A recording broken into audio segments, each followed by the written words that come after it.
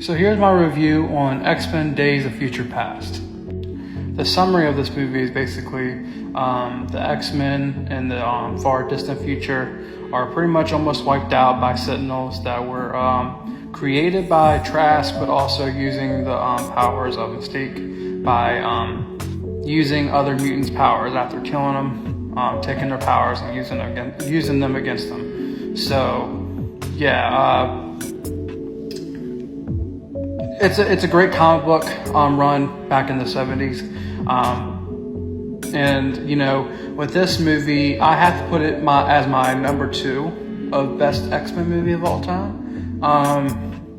Well, overall, Fox X-Men universe, it's Logan, then Days of Future Past, and then X-Men 2. And I'll do a reading later on. But overall, basically they send Wolverine back into, I think it's 1972 or 3. Basically, Charles Xavier and Magneto back when they're younger. It takes, they're using the same characters from the First Class. Basically, Wolverine has to get Charles Xavier back into being Professor X again, because he lost all hope after all his students went off into Vietnam, and then also losing Raven, aka Mystique.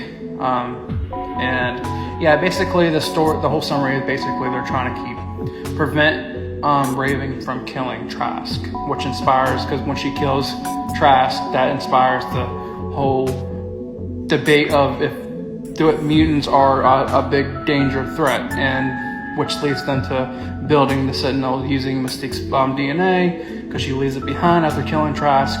And that's basically the whole gist of the movie. But overall, I love this movie. I do have the Rogue cut. So basically the Rogue cut is basically Rogue, but in this one version, Iceman dies.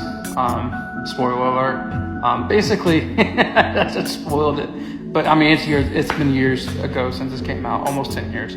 So I mean, if you haven't seen it by now, it is what it is. But essentially, they get Rogue and basically help the girl. I can't remember the actual character's name, but help her from dying, keep her from dying. So basically, she absorbs her power to help Logan to continue on his mission. I just love the story, the actors, everything about this. The actors do well. The story is amazing, brilliantly made. Quicksilver, his whole appearance, and everything about this I love.